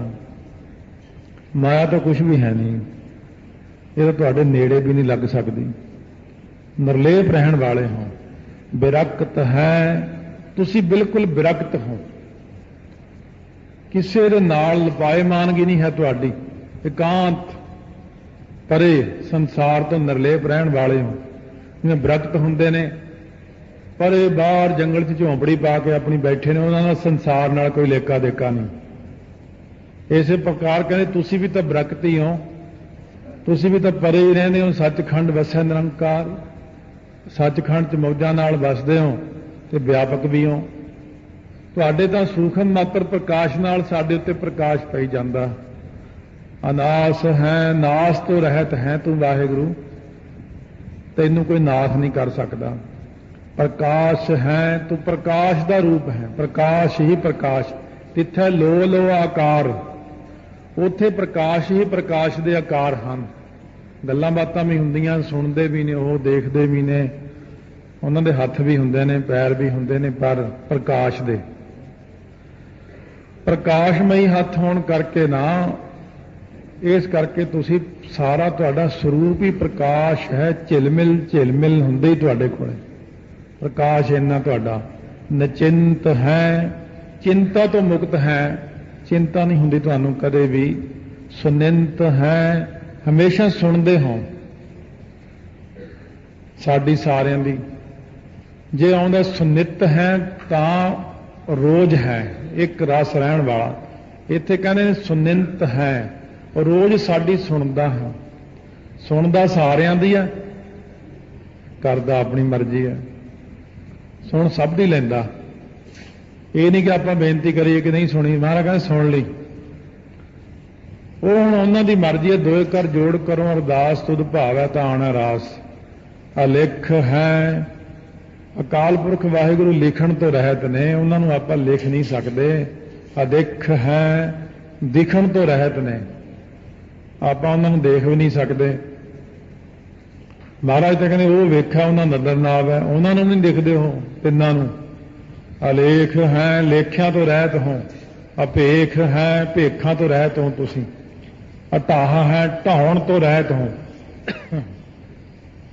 ਕੋਈ ਢਾਹ ਨਹੀਂ ਸਕਦਾ। ਇੱਕ ਹੁੰਦਾ ਢਾਹਾ, ਨਦੀ ਦੇ ਕਿਨਾਰੇ ਦੇ ਉੱਤੇ ਮਿੱਟੀ ਦੀਆਂ ਢਿੱਗਾਂ ਜਿਹੜੀਆਂ ਡਿੱਗਦੀਆਂ ਨੇ ਉਹ ਢਹਿ ਜਾਂਦੀਆਂ ਨੇ, ਇੱਕਦਮ ਡਿੱਗ ਪੈਂਦੀਆਂ। इस प्रकार तुसी ढहण वाले नहीं हो कि एकदम डिग पए। तुसी कदे डिगदे नहीं, कदे ढहदे नहीं किसी पासों। आगाह है, तुहाडा कोई अथाह ही नहीं है। पकड़न तो रहत हो तुसी, तुहाडा कोई पता ही नहीं कि कित्थों पकड़ना तुहानू। कोई बंदा कहे मैं परमेश्वर नू पकड़ना है, अगाह परमेश्वर है। असंभ है, ये सह भंगी है। असंभ सुते प्रकाश है, किसी तो प्रकाश लैन की लोड़ नहीं। अगंभ है, ये अगम का ही वाचक है। अपहुंच है, तेरे तक किसी की पहुंच नहीं है। अनील है, नील नाम गिनती का, गिनतियां मिणतियां तो रहत हो। नील नाम नीले का है, कलंक तो रहत, माया तो रहत। नीली माया नूं भी कहंदे ने। इस करके इत्थे सारे ही भाव लगने हैं कि माया तो रहत, कलंक तो रहत, गिनती तो रहत हो। अनाद है, अन आद, तुहाडा कोई आद नहीं, कोई सिरा नहीं। कौन कहे तू कद का, ये तो किसी को नहीं पता कि तुसी कद कदे हो। अनित है, नित नहीं हो तुसी। क्या मतलब कि समय विच नहीं हो।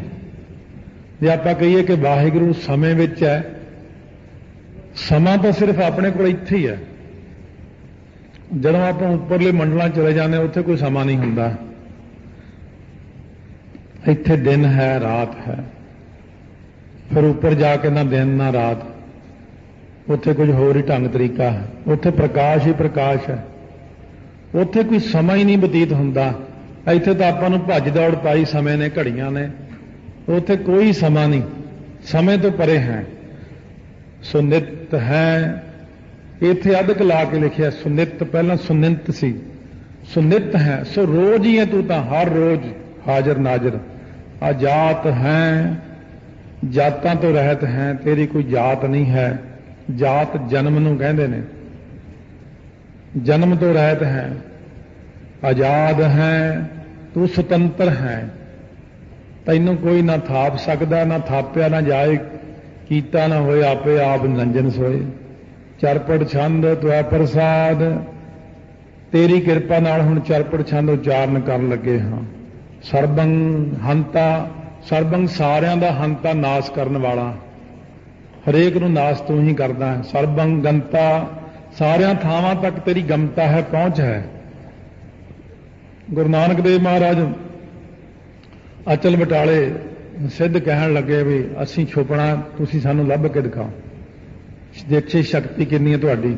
महाराज गुरु नानक देव जी कहते चंगा फिर छुप जाओ, जिथे मर्जी छुप जाओ। गुरु नानक देव महाराज सच्चे पातशाह ने देखिया सारे सिद्ध छुप गए। महाराज ने अपनी खड़ाम उतारी, एक खड़ाम नूं कहण लगे जा लैके आ सारियां नूं इकट्ठे करके। खड़ाम उड़ गई। जिथे जिथे कोई लुकिया होया सी गुप्त रूप दे विच, रिद्धियां सिद्धियां दे बल करके लोग गुप्त हो जाते हैं। खड़ाम जाके हरेक दे सिर च थां वजदी, चल चल गुरु नानक देव जी को चल। सारे सिद्ध इकट्ठे करते उत्थे, सारे गुरु नानक देव जी को नीवियां पा के बह गए आके। ये तो बड़ी शक्ति दे मालक ने महाराज। महाराज कहने हुण मैं लुका, कहते हाँ महाराज तुसीं लोके, फिर असीं लभ के दिखावांगे तुहानूं। हुण गुरु नानक देव जी का किहड़ा वो पंज तत्त सीगे उत्थे, महाराज बस अपने स्वरूप च ही लीन हो गए। वो सिद्ध लभ लभ के कमले हो गए, रात होण वाली हो गई। महाराज भाई मरदाने नूं कहण लगे भी मरदाना जे असीं ना मिलीए फिर कड़ाह प्रसाद बना के एक टका रख के अरदास कर लिओ, फिर असीं प्रगट हो जावांगे। क्यों गुरु नानक देव जी फिर प्रगट होए, सिद्धां नूं लभे ही नहीं। ਸਰਬੰ ਗੰਤਾ, ਤੁਹਾਡੀ ਗਮਤਾ ਸਾਰਿਆਂ ਤੱਕ ਹੈ, ਪਰ ਤੁਹਾਡੇ ਤੱਕ ਕਿਸੇ ਦੀ ਪਹੁੰਚ ਨਹੀਂ ਹੈ। ਤੁਸੀਂ ਸਾਰਿਆਂ ਤੱਕ ਪਹੁੰਚੇ ਹੋਏ ਹੋ। ਸਰਬੰ ਖਿਆਤਾ, ਸਾਰਿਆਂ ਨੂੰ ਤੁਸੀਂ ਖਿਆਤੀ ਪ੍ਰਕਾਸ਼ ਦੇਣ ਵਾਲੇ ਹੋ, ਹਰੇਕ ਨੂੰ ਪ੍ਰਕਾਸ਼ ਦਿੰਦੇ ਹੋ। ਸਰਬੰ ਗਿਆਤਾ, ਸਾਰਿਆਂ ਦੇ ਗਿਆਤੇ ਹੋ, ਕੁਛ ਨਹੀਂ ਭੁੱਲਿਆ ਹੋਇਆ ਤੁਹਾਡੇ ਕੋਲੋਂ, ਕਿਤੇ ਤੁਹਾਡਾ ਲਿਖਿਆ ਨਹੀਂ ਹੋਇਆ ਵੀ ਮੈਂ ਇਹਨਾਂ ਦੀਆਂ ਫਾਈਲਾਂ ਬਣਾਉਣੀਆਂ, ਲਿਸਟਾਂ ਬਣਾ ਕੇ ਰੱਖਣੀਆਂ। ਜਿਹਦਾ ਮਰਜ਼ੀ ਨਾਂ ਲੈ ਦਿਓ, ਪੰਛੀਆਂ ਤੱਕ, ਕੀਟਾਣੂਆਂ ਤੱਕ ਸਭ ਨੂੰ ਜਾਣਦੇ ਨੇ, ਕਿਉਂਕਿ ਸਰਬ ਵਿਆਪਕ ਨੇ। ਸਰਬੰ ਹਰਤਾ, ਸਾਰਿਆਂ ਨੂੰ ਹਰਤਾ, ਨਾਸ਼ ਕਰਨ ਵਾਲੇ ਨੇ, ਕਿਸੇ ਵੀ ਚੀਜ਼ ਨੂੰ ਨਾਸ਼ ਕਰ ਦਿੰਦੇ ਨੇ। ਕਾਮ ਕ੍ਰੋਧ ਲੋਭ ਮੋਹ ਹੰਕਾਰ ਨੂੰ ਵੀ ਕਰ ਦਿੰਦੇ ਨੇ, ਔਗੁਣਾਂ ਨੂੰ ਵੀ ਕਰ ਦਿੰਦੇ ਨੇ, ਦੁਨੀਆ ਨੂੰ ਵੀ ਨਾਸ਼ ਕਰ ਦਿੰਦੇ ਨੇ। ਜਿਹਨੂੰ ਮਰਜ਼ੀ ਨਾਸ਼ ਕਰਨ ਦੀ ਸਮਰੱਥਾ ਹੈ। ਹਰਨਾਕਸ਼ ਕਹਿੰਦਾ ਸੀ ਮੈਂ ਨਾਸ਼ ਨਹੀਂ ਹੋ ਸਕਦਾ, ਰਾਵਣ ਵੀ ਕਹਿੰਦਾ ਸੀ, ਪਰ ਉਹਨਾਂ ਨੂੰ ਵੀ ਕਰਤਾ ਉਹਨੇ। ਸਰਬੰ ਕਰਤਾ, ਸਾਰਿਆਂ ਦਾ ਕਰਤਾ ਹੈ ਉਹ, ਹਰੇਕ ਦਾ ਕਰਤਾ ਹੈ। ਜਿਹੜਾ ਮਰਜ਼ੀ ਕੋਈ ਚੀਜ਼ ਨੂੰ ਆਪਾਂ ਅੱਖਾਂ ਨਾਲ ਦੇਖ ਰਹੇ ਹਾਂ, ਸਭ ਦਾ ਕਰਤਾ। ਸਰਬੰ ਪ੍ਰਾਣੰ, ਸਾਰਿਆਂ ਦਾ ਪ੍ਰਾਣ ਰੂਪ ਹੈ। ਜਿੰਨੇ ਆਪਣੇ ਅੰਦਰ ਪ੍ਰਾਣ ਚੱਲਦੇ ਨੇ ਇਹ ਉਹੀ ਹੈ। ਪ੍ਰਾਣ ਜਿਹੜੇ ਨੇ ਉਹ ਪ੍ਰਾਣਾ ਰੂਪ ਹੋ ਕੇ ਸਾਨੂੰ ਜੀਵਨ ਦਾਨ ਦੇ ਰਿਹਾ। ਸਰਬੰ ਪ੍ਰਾਣੰ, ਸਾਰਿਆਂ ਦਾ ਬਲ ਆਪ ਹੈ। ਜਿੰਨਾ ਕਿਸੇ 'ਚ ਬਲ ਹੈ ਉਹ ਬਲ ਰੂਪ ਵੀ ਆਪ ਹੈ। ਕਿਸੇ 'ਚ ਕੀ ਬਲ ਹੈ? ਮਹਾਰਾਜ ਕਹਿੰਦੇ ਆਖਣ ਜੋਰ, ਚੁੱਪੈ ਨਾ ਜੋਰ, ਜੋਰ ਨਾ ਮੰਗਣ ਦੇਣ ਨਾ ਜੋਰ। ਹੈ ਕੋਈ ਬਲ ਆਪਣੇ 'ਚ? ਜਿਸ ਹੱਥ ਜੋਰ ਕਰ ਵੇਖੈ ਸੋਏ। ਇਹ ਤਾਂ ਜਿਸ ਵਾਹਿਗੁਰੂ ਦੇ ਹੱਥ ਜੋਰ ਆ ਉਹੀ ਕਰਕੇ ਦੇਖਦਾ। ਸਰਬੰ ਕਰਮੰ, ਸਾਰਿਆਂ ਕਰਮਾਂ ਵਿੱਚ ਮਿਲਿਆ ਹੋਇਆ, ਕਰਦਾ ਨਹੀਂ ਆਪ ਕਰਮ, ਪਰ ਮਿਲਿਆ ਸਾਰਿਆਂ ਕਰਮਾਂ ਵਿੱਚ ਹੀ ਹੈ। ਸਰਬੰ ਧਰਮੰ, ਸਾਰਿਆਂ ਧਰਮਾਂ ਵਿੱਚ ਵੀ ਆਪ ਹੀ ਬੈਠਾ ਹੈ। ਆਪਾਂ ਕਹਿੰਦੇ ਹਾਂ ਧਰਮ ਵੱਖਰੇ ਵੱਖਰੇ ਨੇ, ਪਰ ਧਰਮਾਂ ਸਾਰਿਆਂ ਵਿੱਚ ਆਪ ਹੀ ਬੈਠਾ ਹੈ। ਸਰਬੰ ਜੁਗਤਾ, ਜੁਗਤਾ ਹੁੰਦਾ ਜੁੜਿਆ ਹੋਇਆ ਸਾਰਿਆਂ ਨਾਲ, ਸਾਰਿਆਂ ਦੇ ਨਾਲ ਜੁੜਿਆ ਹੋਇਆ ਹੈ। ਸਰਬੰ ਮੁਕਤਾ, ਸਾਰਿਆਂ ਨੂੰ ਮੁਕਤ ਵੀ ਵਾਹਿਗੁਰੂ ਹੀ ਕਰਦਾ ਹੈ, ਹੋਰ ਕੋਈ ਮੁਕਤ ਕਰ ਵੀ ਨਹੀਂ ਸਕਦਾ। ਆਪਾਂ ਵੀ ਬੇਨਤੀ ਕਰੀਏ ਮਹਾਰਾਜ ਸਾਨੂੰ ਵੀ ਮੁਕਤ ਕਰੋ ਬੰਧਨਾਂ ਤੋਂ, ਇਹਨਾਂ ਤੋਂ, ਮਾਇਆ ਦੇ ਜੰਜਾਲਾਂ ਤੋਂ। ਸਤਿਗੁਰੂ ਮਹਾਰਾਜ ਕਹਿੰਦੇ ਜੇ ਮੁਕਤ ਹੋਣਾ ਤਾਂ ਫਿਰ ਪਿਆਰ ਸਤਿਕਾਰ ਨਾਲ ਆਖਿਆ ਕਰੋ ਵਾਹਿਗੁਰੂ ਵਾਹਿਗੁਰੂ।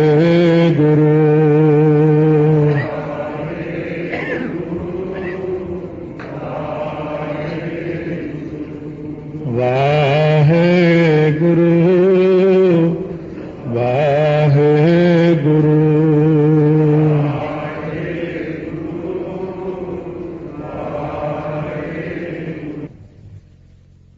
ਕਰ ਚੁੱਕੇ ਹਾਂ ਜਾਪ ਸਾਹਿਬ ਦੀਆਂ 145ਵੀਂ ਬਖਸ਼ਿਸ਼ ਕਰਦੇ ਨੇ ਪੌੜੀ। ਰਸਾਵਲ ਛੰਦ ਤਵੈ ਪ੍ਰਸਾਦ। ਰਸਾਵਲ ਛੰਦ, ਛੰਦ ਦਾ ਨਾਮ ਹੈ।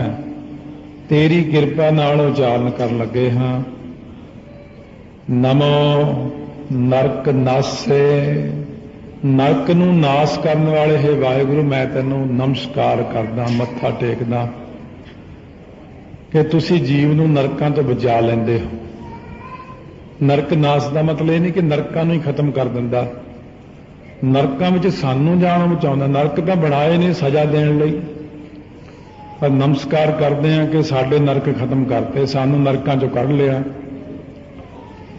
ਸदैवं ਪ੍ਰਕਾਸ਼ੇ, ਸਦਾ ਹੀ ਪ੍ਰਕਾਸ਼ ਰੂਪ ਹੋ ਆਪ, ਤੁਹਾਡਾ ਪ੍ਰਕਾਸ਼ ਕਦੇ ਘਟਦਾ ਨਹੀਂ ਹੈ, ਹਮੇਸ਼ਾ ਹੀ ਪ੍ਰਕਾਸ਼ ਇੱਕ ਜੈਸਾ ਹੀ ਰਹਿੰਦਾ ਹੈ। ਅਨੰਗੰ ਸਰੂਪੇ, ਅਨ ਅੰਗੰ, ਅੰਗਾਂ ਤੋਂ ਰਹਿਤ ਸਰੂਪ ਹੈ ਆਪ ਜੀ ਦਾ।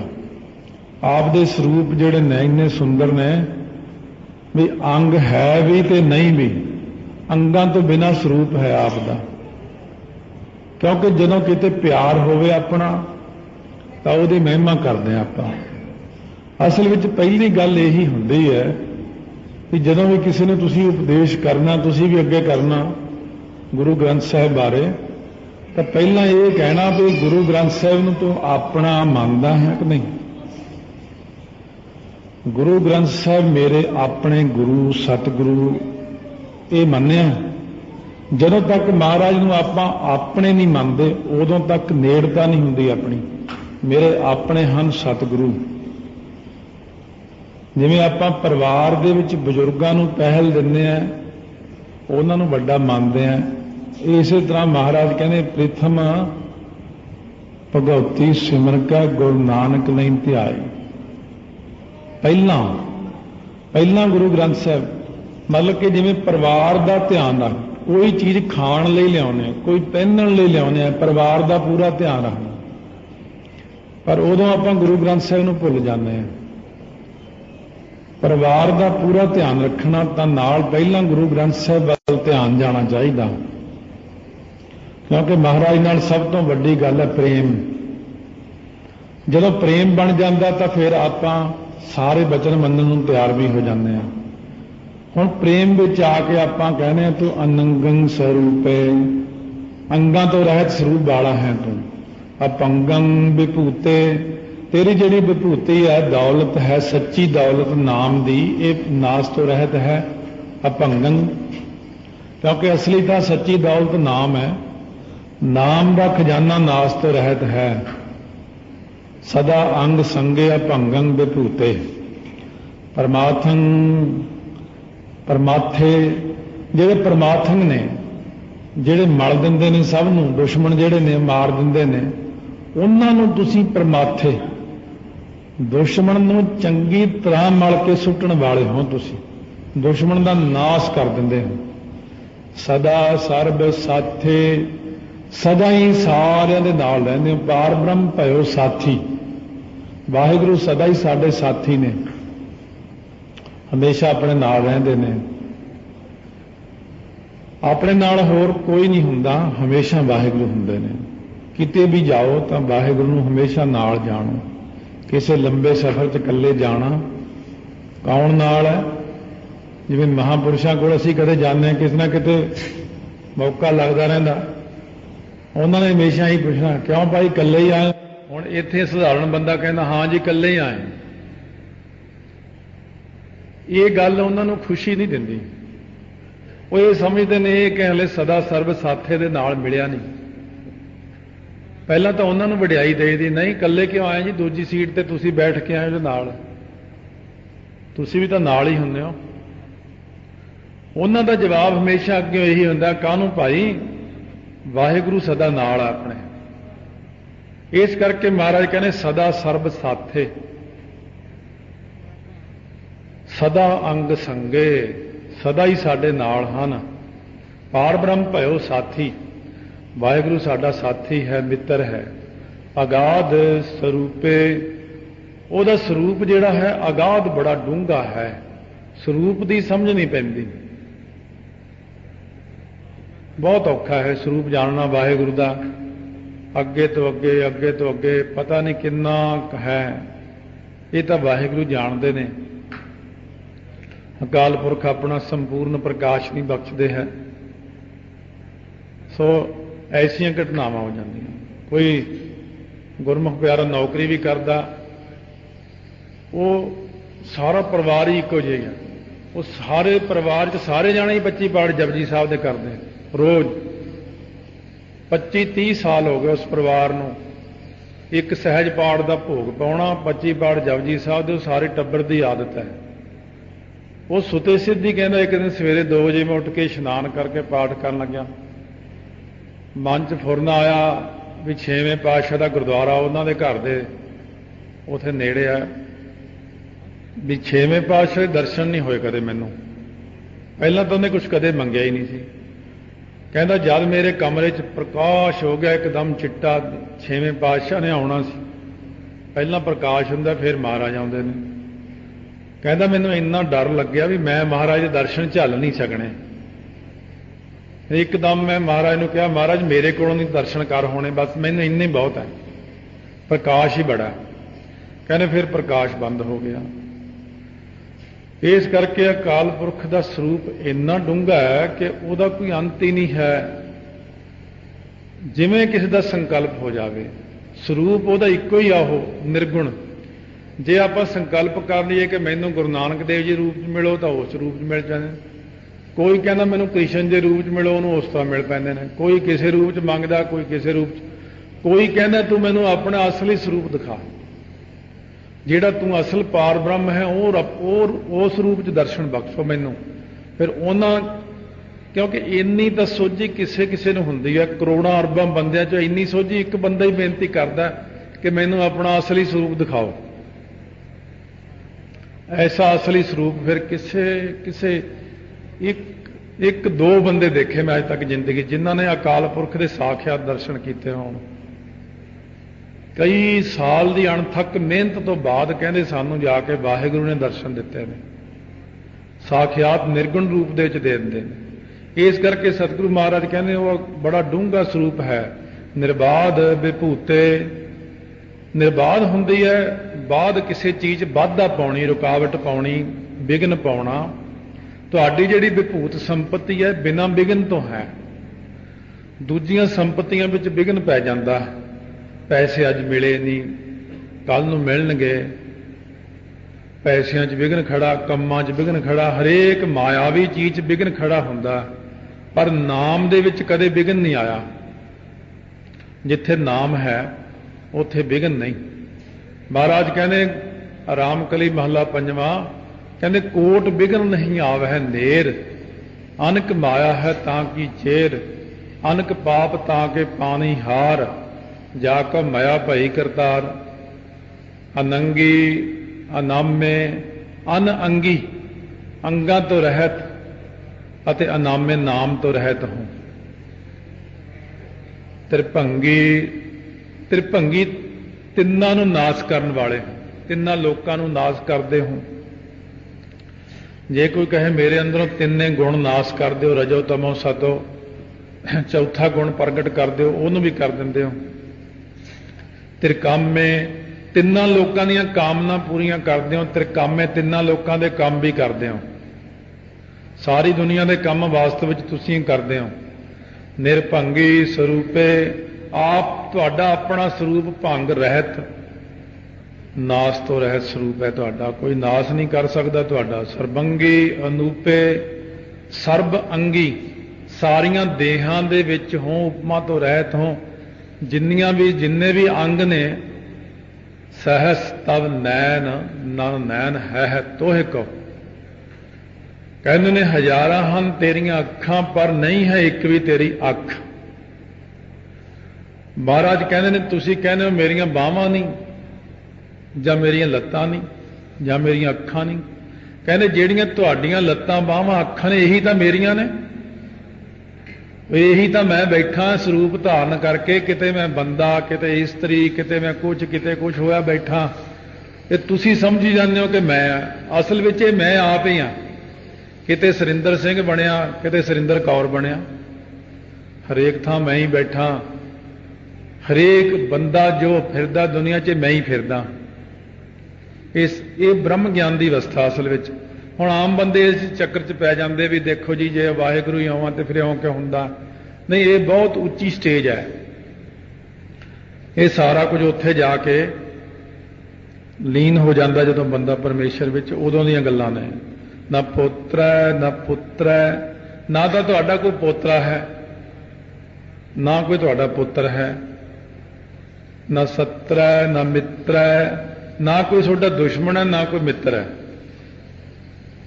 ਜੇ ਪੋਤਰਾ ਹੁੰਦਾ ਫਿਰ ਅੱਗੇ ਪੁੱਤਰ ਹੁੰਦਾ, ਫਿਰ ਪੋਤਰਾ ਹੁੰਦਾ, ਕੁਛ ਵੀ ਨਹੀਂ ਹੈ ਤੁਹਾਡਾ। ਇਹ ਉਹਦੀ ਮਹਿਮਾ ਹੀ ਕਰ ਰਹੇ ਦਸਵੇਂ ਪਾਤਸ਼ਾਹ। ਜਦੋਂ ਆਪਾਂ ਅਕਾਲ ਪੁਰਖ ਦੀ ਮਹਿਮਾ ਕਰਦੇ ਹਾਂ, ਆਮ ਤੌਰ ਤੇ ਆਪਾਂ ਸੰਸਾਰੀ ਗੱਲਾਂ ਵਿੱਚ ਆਪਣੇ ਬੱਚਿਆਂ ਦੀ ਮਹਿਮਾ, ਘਰਦਿਆਂ ਦੀ ਮਹਿਮਾ ਜਾਂ ਕਿਸੇ ਹੋਰ ਦੀ ਮਹਿਮਾ ਕਰਦੇ ਹਾਂ, ਉਦੋਂ ਆਪਾਂ ਸੋਚਦੇ ਨਹੀਂ ਕਿ ਮੈਂ ਨਾਸਵੰਤ ਜੀਵਾਂ ਦੀ ਮਹਿਮਾ ਕਰ ਰਿਹਾ। ਮਹਾਰਾਜ ਕਹਿੰਦੇ ਮਹਿਮਾ ਕਰਨੀ ਪਰਮੇਸ਼ਰ ਦੀ ਕਰੋ। ਆਮ ਆਪਾਂ ਕਿਸੇ ਬੰਦੇ ਬਾਰੇ ਸੋਚਦੇ ਹਾਂ, ਕੋਈ ਮਿਲੂਗਾ, ਕਿੰਨੇ ਬੱਚੇ ਤੁਹਾਡੇ, ਪਹਿਲਾਂ ਇਹੀ ਪ੍ਰਸ਼ਨ ਹੁੰਦਾ ਨਾ, ਪੋਤਰੇ ਕਿੰਨੇ, ਪੁੱਤਰ ਕਿੰਨੇ ਤੁਹਾਡੇ, ਤੁਹਾਡਾ ਕੋਈ ਦੁਸ਼ਮਣ ਵੀ ਹੈ, ਤੁਹਾਡਾ ਕੋਈ ਮਿੱਤਰ ਕਿਹੜਾ ਤੁਹਾਡਾ, ਤੁਹਾਡਾ ਪਿਤਾ, ਤੁਹਾਡੀ ਮਾਤਾ, ਤੁਹਾਡੀ ਜਾਤ ਕੀ ਹੈ। ਸਾਰੀ ਇਨਕੁਆਰੀ ਉਸੇ ਵਕਤ ਕਰਦੇ ਆ ਅਗਲੇ ਦੀ। ਪੁੱਤਰ ਹੈ ਨਾ ਪੁੱਤਰ ਕੁਛ ਨਹੀਂ ਮੇਰਾ, ਨਾ ਸੱਤਰ ਹੈ ਨਾ ਮਿੱਤਰ ਹੈ, ਨਾ ਮੇਰਾ ਕੋਈ ਦੁਸ਼ਮਣ ਹੈ, ਨਾ ਦੋਸਤ ਹੈ, ਨਾ ਰਾਗ ਹੈ, ਨਾ ਦਵੈਸ਼ ਹੈ ਮੇਰੇ ਅੰਦਰ, ਨਾ ਤਾਤਾ ਹੈ ਨਾ ਮਾਤਾ ਹੈ, ਨਾ ਤਾਤਾ ਹੈ ਪਿਤਾ, ਨਾ ਮਾਤਾ ਹੈ ਮਾਤਾ, ਨਾ ਮੇਰੀ ਕੋਈ ਪਿਤਾ ਨਾ ਮਾਤਾ, ਨਾ ਜਾਤਾ ਹੈ ਨਾ ਪਾਤਾ ਹੈ, ਨਾ ਮੇਰੀ ਕੋਈ ਜਾਤ ਹੈ ਨਾ ਸ਼੍ਰੇਣੀ ਹੈ। ਇਸ ਕਰਕੇ ਮੇਰਾ ਇਹੋ ਜਿਹਾ ਕੁਛ ਵੀ ਨਹੀਂ ਹੈਗਾ। ਨਿਰਗੁਣ ਰੂਪ ਦੇ ਵਿੱਚ ਮੇਰਾ ਕੁਛ ਵੀ ਨਹੀਂ ਹੈ, ਸਰਗੁਣ ਰੂਪ ਵਿੱਚ ਸਾਰਾ ਕੁਛ ਹੀ ਹੈ। ਫਿਰ ਤਾਂ ਪੋਤਰੇ ਵੀ ਨੇ, ਪੁੱਤਰ ਵੀ ਨੇ, ਸ਼ਤਰੂ ਵੀ ਨੇ, ਮਿੱਤਰ ਵੀ ਨੇ, ਪਿਤਾ ਵੀ ਹੈ, ਮਾਤਾ ਵੀ ਹੈ, ਜਾਤ ਵੀ ਹੈ, ਪਾਤ, ਫਿਰ ਉੱਥੇ ਸਾਰਾ ਕੁਝ ਹੀ ਆ ਜਾਂਦਾ। ਪਰ ਨਿਰਗੁਣ ਵਿੱਚ ਇਹ ਚੀਜ਼ਾਂ ਨਹੀਂ ਹੈਗੀਆਂ। ਅਸੀਂ ਤਾਂ ਨਿਰਗੁਣ ਦੇ ਉਪਾਸਕ ਹਾਂ, ਨਿਰਗੁਣ ਤੱਕ ਜਾਣਾ ਤੇ ਨਿਰਗੁਣ ਵਿੱਚ ਚਲੇ ਜਾਣਾ। ਮਹਾਰਾਜ ਕਹਿੰਦੇ ਨਿਰਸਾਕੰ ਸ਼ਰੀਕ ਹੈ, ਸਾਕਾਂ ਤੋਂ ਰਹਿਤ ਤੇ ਸ਼ਰੀਕਾਂ ਤੋਂ ਰਹਿਤ ਹੋਣ। ਤੁਹਾਡੇ ਕੋਈ ਸਾਕ ਸ਼ਰੀਕ ਨਹੀਂ ਹੈਗੇ। ਹੁਣ ਇਹ ਆਪਾਂ ਵੀ ਨਿਰਗੁਣ ਤੇ ਸਰਗੁਣ ਦੋ ਰੂਪ ਰੱਖਦੇ ਹਾਂ ਆਪਣੇ। ਜਿਹੜੇ ਅੰਦਰ ਆਪਣੇ ਆਤਮਾ ਨਾ ਇਹ ਨਿਰਗੁਣ ਹੈ ਤੇ ਬਾਹਰਲਾ ਸਰੀਰ ਆਪਣਾ ਸਰਗੁਣ ਹੈ। ਜਿਹੜੇ ਆ ਪੋਤਰੇ ਜਾਂ ਪੁੱਤਰ ਨੇ ਜਾਂ ਦੁਸ਼ਮਣ ਨੇ ਮਿੱਤਰ ਨੇ ਜਾਂ ਮਾਤਾ ਜਾਂ ਪਿਤਾ ਨੇ ਜਾਂ ਜਾਤ ਜਾਂ ਪਾਤ ਹੈ ਜਾਂ ਸਾਕ ਜਾਂ ਸ਼ਰੀਕ ਹੈ, ਇਹ ਸਰੀਰ ਕਰਕੇ ਹੀ ਨੇ ਸਾਰੇ। ਸਰੀਰ ਕਰਕੇ ਜਦੋਂ ਸੰਸਕਾਰ ਹੋ ਜਾਂਦਾ ਹੈ ਉਦੋਂ ਜੀਵ ਮਰ ਜਾਂਦਾ ਹੈ, ਇਹਦੀ ਮੜੀ ਬਣ ਜਾਂਦੀ ਹੈ, ਅੰਦਰੋਂ ਸਰੀਰ ਨਿਕਲ ਜਾਂਦਾ, ਸੂਖਮ ਸਰੀਰ ਨਿਰਗੁਣ ਸਰਗੁਣ ਬਾਹਰੋਂ ਖਤਮ ਹੋ ਗਿਆ। ਤਾਂ ਉਦੋਂ ਨਾ ਪੋਤਰਾ ਨਾ ਪੁੱਤਰ ਹੈ, ਉਦੋਂ ਸਾਡਾ ਵੀ ਕੋਈ ਪੋਤਰਾ ਪੁੱਤਰ ਨਹੀਂ ਰਹਿੰਦਾ ਕਿ ਮਰਨ ਤੋਂ ਬਾਅਦ ਹੋਰ ਜਨਮ ਹੋ ਜਾਂਦਾ। ਹੁਣ ਸਤਿਗੁਰੂ ਕਹਿੰਦੇ ਨੇ ਜਿਉਂਦਿਆਂ ਹੀ ਇਹ ਅਵਸਥਾ ਬਣਾਉਣੀ ਹੈ, ਪੋਤਰਿਆਂ ਦੇ ਹੁੰਦਿਆਂ ਹੋਇਆਂ ਪੋਤਰੇ ਰੂਪ ਨਹੀਂ। ਹੁਣ ਉੱਥੋਂ ਟੁੱਟ ਜਾਣਾ, ਮੋਹ ਤੋੜ ਲੈਣਾ ਆਪਣਾ, ਤੇ ਪੁੱਤਰ ਤੋਂ ਵੀ ਮੋਹ ਤੋੜ ਲੈਣਾ। ਸ਼ਤਰੂ ਨਹੀਂ, ਕੋਈ ਮਿੱਤਰ ਨਹੀਂ, ਨਾ ਕੋਈ ਮਾਤਾ ਨਾ ਪਿਤਾ, ਨਾ ਮੇਰੀ ਕੋਈ ਜਾਤ ਨਾ ਪਾਤ, ਨਾ ਕੋਈ ਮੇਰਾ ਸਾਕ ਨਾ ਸ਼ਰੀਕ। ਕਿਉਂ? ਸਾਰੀ ਇੱਕ ਜੋਤ ਹੀ ਦੇਖਣੀ, ਸਾਰਿਆਂ ਵਿੱਚ ਇੱਕੋ ਹੀ ਜੋਤ ਦੇਖਦਿਆਂ ਹੋਇਆਂ ਨਾ ਕੋ ਮੇਰਾ ਦੁਸ਼ਮਣ ਰਹਿਆ ਨਾ ਹਮ ਕਿਸਕੇ ਬੈਰਾਈ। ਇਸ ਕਰਕੇ ਮਹਾਰਾਜ ਕਹਿੰਦੇ ਨਾ ਕੋਈ ਮੇਰਾ ਦੁਸ਼ਮਣ ਹੈ ਨਾ ਕੋਈ ਮੇਰਾ ਦੋਸਤ ਹੈ, ਮੇਰੇ ਲਈ ਤਾਂ ਸਾਰੀ ਦੁਨੀਆ ਇੱਕੋ ਹੀ ਹੈ। ਮੇਰਾ ਕਿਸੇ ਨਾਲ ਸ਼ਰੀਕਾ ਨਹੀਂ ਹੈ, ਮੇਰਾ ਕੋਈ ਪੋਤਰਾ ਪੁੱਤਰ ਨਹੀਂ ਕਿ ਮੈਂ ਉਹਨਾਂ ਨੂੰ ਬਹੁਤਾ ਪਿਆਰ ਕਰਦਾ। ਜੇ ਮੈਨੂੰ ਆਪਣੇ ਪੋਤਰਿਆਂ ਨਾਲ ਪਿਆਰ ਹੁੰਦਾ ਪੋਤਰਿਆਂ ਨੂੰ ਗੱਦੀ ਦੇ ਦਿੰਦੇ, ਪੁੱਤਰਾਂ ਨਾਲ ਪਿਆਰ ਹੁੰਦਾ ਤਾਂ ਪੁੱਤਰਾਂ ਨੂੰ ਗੱਦੀ ਦੇ ਦਿੰਦੇ। ਤੇ ਇਸ ਕਰਕੇ ਸਤਿਗੁਰੂ ਮਹਾਰਾਜ ਕਹਿੰਦੇ ਨੇ ਮੇਰਾ ਤਾਂ ਕੋਈ ਦੁਸ਼ਮਣ ਵੀ ਨਹੀਂ ਹੈਗਾ।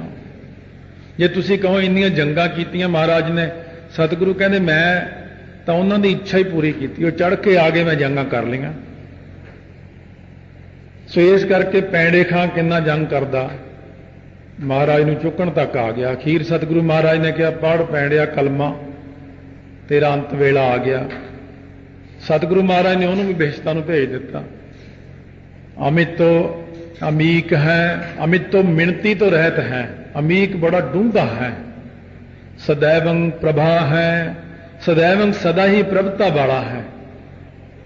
ਤੇਰੀ ਪ੍ਰਭਾ ਮਹਿਮਾ ਸੋਭਾ ਸਦਾ ਹੀ ਬਣੀ ਰਹਿੰਦੀ ਹੈ। ਅਜਾ ਹੈ, ਜਿੱਤਣ ਤੋਂ ਰਹਿਤ ਹੈ। ਅਜਾ ਹੈ, ਜਨਮ ਤੋਂ ਰਹਿਤ ਹੈ, ਜਨਮ ਨਹੀਂ ਲੈਂਦਾ। ਭਗਵਤੀ ਛੰਦ ਤਵੈ ਪ੍ਰਸਾਦ, हे ਮਹਾਰਾਜ ਤੇਰੀ ਕਿਰਪਾ ਨਾਲ ਭਗਵਤੀ ਛੰਦ ਉਚਾਰਨ ਕਰਨ ਲੱਗੇ ਆ ਕਿ ਜ਼ਾਹਰ ਜ਼ਹੂਰ ਹੈ। ਸੱਚੇ ਪਾਤਸ਼ਾਹ ਕਿ ਪ੍ਰਗਟ ਹੀ ਜ਼ਹੂਰ ਜਿਹੜਾ ਪ੍ਰਕਾਸ਼ ਵਾਲਾ ਹੈ, ਤੇਰਾ ਪ੍ਰਗਟ ਹੀ ਪ੍ਰਕਾਸ਼ ਹੈ ਸਾਰੇ ਪਾਸੇ, ਕੋਈ ਥਾਂ ਨਹੀਂ ਜਿੱਥੇ ਤੇਰਾ ਪ੍ਰਕਾਸ਼ ਨਾ ਹੋਵੇ। ਕਿ ਹਾਜ਼ਰ ਹਜੂਰ ਹੈ। ਹਾਜ਼ਰ ਹਜੂਰ ਦੋ ਅੱਖਰ ਨੇ, ਇੱਕ ਤਾਂ ਹੁੰਦਾ ਹਾਜ਼ਰ, ਹਾਜ਼ਰੀ ਲਾਈ ਦਫ਼ਤਰ 'ਚ ਤੇ ਫਿਰਦਾ ਬਾਜ਼ਾਰ 'ਚ, ਤਾਂ ਘਰ ਚਲੇ ਗਿਆ ਆਪਣੇ, ਹਾਜ਼ਰੀ ਲਾ ਕੇ ਫੜ ਲਓ, ਲਾ ਲਈ ਆਪਣੀ, ਉਹ ਰਜਿਸਟਰ ਤੇ ਹਾਜ਼ਰ ਹੈ। ਤੇ ਹੈ ਕਿੱਥੇ? ਹਜੂਰ ਨਹੀਂ ਹੈ, ਸੀਟ ਤੇ ਨਹੀਂ ਹੈਗਾ ਆਪਣੀ ਤੇ, ਚਲਿਆ ਗਿਆ। ਮਹਾਰਾਜ ਕਹਿੰਦੇ ਮੈਂ ਤਾਂ ਜਿੱਥੇ ਵੀ ਹੁੰਨਾ ਹਾਜ਼ਰ ਵੀ ਹੁੰਨਾ ਤੇ ਹਜੂਰ ਵੀ ਹੁੰਨਾ, ਮੈਂ ਕਦੇ ਨਹੀਂ ਫਰਲੋ ਮਾਰਦਾ। ਕਹਿੰਦੇ ਮੈਂ ਤਾਂ ਹਮੇਸ਼ਾ ਆਪਣੀ ਸੀਟ ਤੇ ਬੈਠਾ ਹੀ ਰਹਿਣਾ, ਕਦੇ ਵੀ ਮੱਥਾ ਟੇਕਣ ਆ ਜਾਓ ਗੁਰੂ ਗ੍ਰੰਥ ਸਾਹਿਬ, ਇਹ ਨਹੀਂ ਕਿ ਹੁਣ ਹਾਜ਼ਰ ਤਾਂ ਹੈਗੇ ਨੇ ਪਰ ਜਰਾ ਕਿਤੇ ਕੰਮ ਗਏ ਹੋਏ ਨੇ, ਐਸਾ ਨਹੀਂ। ਸਾਡਾ ਸਾਹਿਬ 24 ਘੰਟੇ ਹਾਜ਼ਰ ਰਹਿੰਦਾ, ਸਾਡਾ ਮਾਲਕ ਹਮੇਸ਼ਾ ਹਾਜ਼ਰ ਰਹਿੰਦਾ। ਇਹ ਹਾਜ਼ਰ ਹੈ ਵੀ ਕਿੱਥੇ ਬੁਲਾ ਕੇ ਲਿਆਓ, ਕਹਿੰਦੇ ਜੀ ਕਿਤੇ ਗਿਆ ਹੋਇਆ, ਫਿਰ ਹਜੂਰ ਤਾਂ ਨਾ ਹੋਇਆ। ਕੋਈ ਵੀ ਚੀਜ਼ ਜਿਹੜੀ ਸਾਡੇ ਸਾਹਮਣੇ ਹਾਜ਼ਰ ਹੈ, ਕੋਈ ਵੀ ਬੰਦਾ ਇੱਥੇ ਹਾਜ਼ਰ ਹੈ ਪਰ ਹਜੂਰ ਨਹੀਂ ਹੈ, ਸਾਡੇ ਸਾਹਮਣੇ ਨਹੀਂ ਹੈ, ਸਾਡੇ ਕੋਲ ਨਹੀਂ ਹੈ। ਹਾਜ਼ਰ ਨਾਜ਼ਰ ਵੀ ਕਹਿੰਦੇ ਨੇ ਇਹਨੂੰ, ਤੂੰ ਹਮੇਸ਼ਾ ਹਾਜ਼ਰ ਨਾਜ਼ਰ ਹੈ। ਹਮੇਸ਼ੁਲ ਸਲਾਮ ਹੈ, ਹਮੇਸ਼ਾ ਹੀ ਸਲਾਮਤ ਹੈ ਤੂੰ, ਤੈਨੂੰ ਕੋਈ ਨਾਸ ਨਹੀਂ ਕਰ ਸਕਦਾ, ਸਲਾਮਤ ਹੈ ਤੂੰ, ਸਦਾ ਸਲਾਮਤ ਨਿਰੰਕਾਰ। ਸਮਸਤੁਲ ਕਲਾਮ ਹੈ, ਕਲਾਮ ਜਿੰਨੀਆਂ ਵੀ ਬੋਲੀਆਂ ਨੇ, ਸਮਸਤੁਲ ਸਾਰੀਆਂ ਹੀ, ਸਾਰੀਆਂ ਬੋਲੀਆਂ ਦੇ ਵਿੱਚ ਤੂੰ ਹੀ ਬੈਠਾ। ਜਿੰਨੀਆਂ ਜ਼ੁਬਾਨਾਂ ਗੱਲ ਕਰਦੀਆਂ ਨੇ, ਸਾਰੀਆਂ ਜ਼ੁਬਾਨਾਂ ਤੇਰੀ ਸੱਤਾ ਨਾਲ ਹੀ ਬੋਲਦੀਆਂ, ਵਾਸਤਵ 'ਚ ਤੂੰ ਹੀ ਬੋਲ ਰਿਹਾ। ਨਹੀਂ ਕਿਸੇ ਦੀ ਜ਼ੁਬਾਨ 'ਚੋਂ ਸੱਤਾ ਖਿੱਚ ਲੈਣ, ਉਹ ਬੋਲਣਾ ਹੀ ਬੰਦ ਕਰ ਦੇਵੇ। ਇਹ ਵੀ ਤੁਹਾਡੀ ਕਿਰਪਾ ਸੱਚੇ ਪਾਤਸ਼ਾਹ ਕਿ ਜ਼ੁਬਾਨ ਨੂੰ ਬੋਲਣ ਦਾ ਬਲ ਦਿੱਤਾ ਹੋਇਆ। ਇਹ ਵੀ ਤੁਹਾਡੀ ਕਿਰਪਾ ਕਿ ਮੇਰੀਆਂ ਅੱਖਾਂ ਹੈ ਉਹ ਦੇਖਦੀਆਂ ਨੇ, ਕਈਆਂ ਦੀਆਂ ਅੱਖਾਂ ਹੈਗੀਆਂ ਉਹ ਦੇਖ ਨਹੀਂ ਸਕਦੀਆਂ, दसो इन्नी वड्डी तां किरपा, होर किन्नी किरपा? होर किरपा किहनूं कहंदे ने? ਕੰਨ ਚੰਗੇ ਭਲੇ ਨੇ, ਸੁਣਦੇ ਨੇ, ਪੈਰਾਂ ਨਾਲ ਤੁਰ ਕੇ ਆਏ ਆ, ਕਈ ਪੈਰਾਂ ਨਾਲ ਵੀ ਨਹੀਂ ਤੁਰ ਸਕਦੇ, ਕਈਆਂ ਦੇ ਹੱਥ ਨਹੀਂ ਹੈਗੇ। ਇਦੋਂ ਉੱਤੇ ਹੋਰ ਕੀ ਕਿਰਪਾ ਹੋ ਸਕਦੀ ਹੈ? ਬਿਲਕੁਲ ਤੰਦਰੁਸਤੀ ਹੈ। ਜਿਹਦੇ ਕੋਲ ਤੰਦਰੁਸਤੀ ਹੈ ਉਹਦੇ ਤੇ ਸਭ ਤੋਂ ਵੱਡੀ ਮਹਾਰਾਜ ਦੀ ਕਿਰਪਾ ਵੀ ਇਸ ਬੰਦੇ ਨੂੰ ਮਹਾਰਾਜ ਨੇ ਤੰਦਰੁਸਤੀ ਦਿੱਤੀ ਹੋਈ ਹੈ, ਸਰੀਰ ਨੂੰ ਕੋਈ ਬਿਮਾਰੀ ਨਹੀਂ ਲੱਗੀ ਹੋਈ। ਮਹਾਰਾਜ ਨੇ ਬੜੇ ਸੁੱਖ ਦਿੱਤੇ ਨੇ ਆਪਾਂ ਨੂੰ। ਕੋਈ ਬੰਦਾ ਤੁਰਿਆ ਕੱਪੜੇ ਪਾ ਕੇ, ਸਾਧੂ ਮਹਾਤਮਾ ਵਾਲੇ, ਇੱਕ ਕੋਈ ਰਸਤੇ 'ਚ ਸੰਤ ਮਹਾਤਮਾ ਮਿਲੇ, ਕਹਿੰਦੇ ਸੁਣਾ ਵੀ ਕਿੱਧਰ ਚੱਲਿਆ? ਕਹਿੰਦੇ ਰੱਬ ਨੂੰ ਮਿਲਣ ਚੱਲਿਆ। ਕਹਿੰਦੇ ਵਿਆਹ ਹੋਇਆ? ਕਹਿੰਦੇ ਹਾਂ ਜੀ। ਬੱਚੇ? ਕਹਿੰਦਾ ਜੀ ਬੱਚੇ ਨੇ 3-4। ਮਕਾਨ ਆਪਣਾ? ਕਹਿੰਦੇ ਆਪਣਾ ਮਕਾਨ ਹੈ। ਕੰਮਕਾਰ? ਕਹਿੰਦੇ ਜੀ ਬਹੁਤ ਅੱਛਾ। ਸਰੀਰ ਤੰਦਰੁਸਤ ਹੈ? ਕਹਿੰਦੇ ਤੰਦਰੁਸਤ ਹੈ। ਕਹਿੰਦੇ ਫਿਰ ਤਾਂ ਤੈਨੂੰ ਰੱਬ ਮਿਲਿਆ ਹੋਇਆ। ਕਹਿੰਦੇ ਕਿਉਂ ਜੀ? ਕਹਿੰਦੇ ਜਿਹੜੇ ਬੰਦੇ ਕੋਲ ਇੰਨੀਆਂ ਸੁੱਖ ਸਹੂਲਤਾਂ ਨੇ ਉਹਨੂੰ ਤਾਂ ਵਾਹਿਗੁਰੂ ਦਿਆਲ ਹੈ ਪੂਰਾ, ਤੇ ਤੂੰ ਉਹਨੂੰ ਕਿੱਥੇ ਲੱਭਣ ਚੱਲਿਆ? ਹੋਰ ਉਹ ਭਲਿਆ ਲੋਕਾਂ ਘਰ ਬੈਠ ਕੇ ਵਾਹਿਗੁਰੂ ਨੂੰ ਮਿਲ, ਉਹ ਤਾਂ ਤੈਨੂੰ ਮਿਲਿਆ। ਇੰਨਾ ਤਾਂ ਤੇਰੇ ਤੇ ਕਿਰਪਾਲੂ ਹੈ ਵੀ ਤੈਨੂੰ ਬੱਚੇ ਦਿੱਤੇ ਨੇ। ਲੋਕਾਂ ਕੋਲ ਬੱਚੇ ਨਹੀਂ, ਕਿਸੇ ਕੋਲ ਆਪਣਾ ਮਕਾਨ ਨਹੀਂ, ਕਿਸੇ ਕੋਲ ਆਪਣੀ ਦੁਕਾਨ ਨਹੀਂ, ਕਿਸੇ ਕੋਲ ਨੌਕਰੀ ਨਹੀਂ। ਜਿਹਦੇ ਕੋਲੇ ਸਾਰੇ ਸੁੱਖ ਸਹੂਲਤਾਂ ਨੇ ਉਹ ਸਮਝ ਲਓ ਮੇਰੇ ਉੱਤੇ ਪੂਰਾ ਖੁਸ਼ ਹੈ ਵਾਹਿਗੁਰੂ। ਬਸ ਹੁਣ ਇੱਕੋ ਹੀ ਕਮੀ ਹੈ ਮੇਰੇ ਵਿੱਚ ਵੀ, ਮੈਂ ਇਹ ਨਹੀਂ ਮੈਂ ਕਹਿੰਦਾ ਕਿ ਵਾਹਿਗੁਰੂ ਤੇਰਾ ਸ਼ੁਕਰ ਹੈ, ਸ਼ੁਕਰ ਕਰੋ। ਸਾਰੀਆਂ ਚੀਜ਼ਾਂ ਠੀਕ ਨੇ ਨਾ, ਤਾਂ ਬਸ ਇੰਨਾ ਹੀ ਕਹਿਣ ਦੀ ਲੋੜ ਹੈ, ਸਤਨਾਮ ਸ੍ਰੀ ਵਾਹਿਗੁਰੂ ਸਾਹਿਬ ਜੀ, ਸਤਨਾਮ ਸ੍ਰੀ ਵਾਹਿਗੁਰੂ ਸਾਹਿਬ ਜੀ, ਸਤਨਾਮ ਸ੍ਰੀ ਵਾਹਿਗੁਰੂ ਸਾਹਿਬ ਜੀ, ਸਤਨਾਮ ਸ੍ਰੀ ਵਾਹਿਗੁਰੂ ਸਾਹਿਬ, ਸਤਨਾਮ ਸ੍ਰੀ ਵਾਹਿਗੁਰੂ। ਹੁਣ ਸਾਰਾ ਕੁਝ ਤਾਂ ਵਾਹਿਗੁਰੂ ਨੇ ਦਿੱਤਾ ਹੋਇਆ, ਹੋਰ ਹੁਣ ਕੀ ਭਾਲਦਾ? ਹਰ ਚੀਜ਼ ਤੇਰੇ ਪਾਸ ਹੈ। ਕਿ ਸਾਹਿਬ ਦਿਮਾਗ ਹੈ, ਦਿਮਾਗ ਗੱਗੇ ਦੇ ਪੈਰ 'ਚ ਬਿੰਦੀ, ਕਿ ਜ਼ਾਹਰ ਜ਼ਹੂਰ ਹੈ, ਬਿੰਦੀਆਂ ਸਾਰੀਆਂ, ਕਿ ਹਾਜ਼ਰ ਹਜ਼ੂਰ ਹੈ, ਹਮੇਸ਼ੁਲ ਸਲਾਮ ਹੈ, ਸਮਸਤੁਲ ਕਲਾਮ ਹੈ। ਦੂਜਿਆਂ ਦੀ ਬੋਲੀ ਬੋਲਣੀ ਫਿਰ ਉਹੀ ਬੋਲਣੀ ਪੈਂਦੀ ਹੈ। ਜਿਵੇਂ ਮਾਝ ਰਾਗ ਦੀ ਵਾਰ ਦੇ ਵਿੱਚ ਆਉਂਦਾ ਨਾ, ਹਮਾਰਾ ਏਕ ਆਸ ਵਸਿਓ, ਆਪਾਂ ਤਾਂ ਸਾਰੇ ਹਮਾਰਾ ਹੀ ਪੜ੍ਹ ਜਾਂਦੇ ਆ।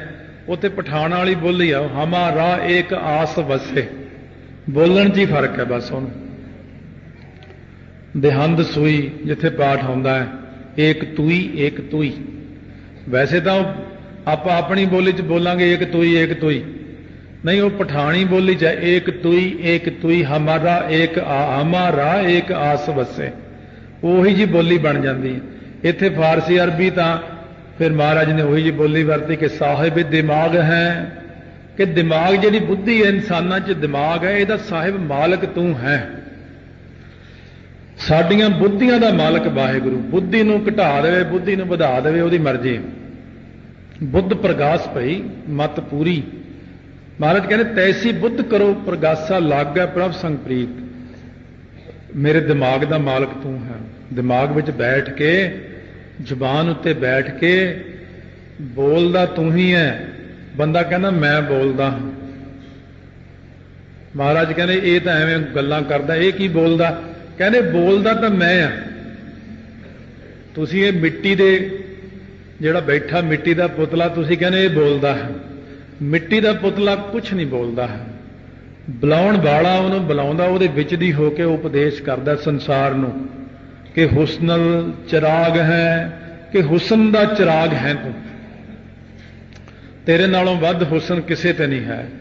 ਜਿੰਨਾ ਸੋਹਣਾ ਤੂੰ ਹੈ, ਜਦੋਂ ਕੋਈ ਤੇਰੇ ਸਰੂਪ ਨੂੰ ਦੇਖਦਾ ਹੈ ਉਹਨੂੰ ਉਦੋਂ ਦੁਨੀਆ ਭੁੱਲ ਜਾਂਦੀ ਹੈ। ਭਾਈ ਨੰਦ ਲਾਲ ਨੇ ਜਦ ਸਰੂਪ ਦੇਖਿਆ ਮਹਾਰਾਜ ਦਾ, ਭਾਈ ਨੰਦ ਲਾਲ ਨੂੰ ਹੋਰ ਕੁਛ ਨਹੀਂ ਦਿਖਦਾ। ਕਹਿੰਦੇ ਰੂਹ ਹਰ ਦਰ ਗੁਰੂ ਗੋਬਿੰਦ ਸਿੰਘ, ਹਰੇਕ ਦਰ ਜਿਸਮ ਦੇ ਵਿੱਚ ਤੇਰੀ ਰੂਹ ਹੈ। ਇਸ ਕਰਕੇ ਮਹਾਰਾਜ ਸੱਚੇ ਪਾਤਸ਼ਾਹ ਨੂੰ ਭਾਈ ਕਨ੍ਹਈਆ ਜੀ ਨੇ ਦਰਸ਼ਨ ਦਿੱਤੇ। ਉਹ ਕਹਿੰਦੇ ਮੈਨੂੰ ਤੂੰ ਹੀ ਦਿਖਦਾ ਹੈ, ਮੈਨੂੰ ਹੋਰ ਕੋਈ ਨਜ਼ਰ ਹੀ ਨਹੀਂ ਆਉਂਦਾ। ਹੁਣ ਜੇ ਮਹਾਰਾਜ ਆਪਣੀ ਕਿਰਪਾ ਕਰ ਦੇਣ ਤਾਂ ਉਹ ਇੰਨਾ ਸੋਹਣਾ ਹੁਸਨਲ ਚਿਰਾਗ ਹੈ, ਜਿਹਨੂੰ ਇੱਕ ਵਾਰ ਦੇਖ ਗਏ ਉਹਨੂੰ ਉਹ ਸਰੂਪ ਭੁੱਲਦਾ ਨਹੀਂ ਦੁਬਾਰਾ।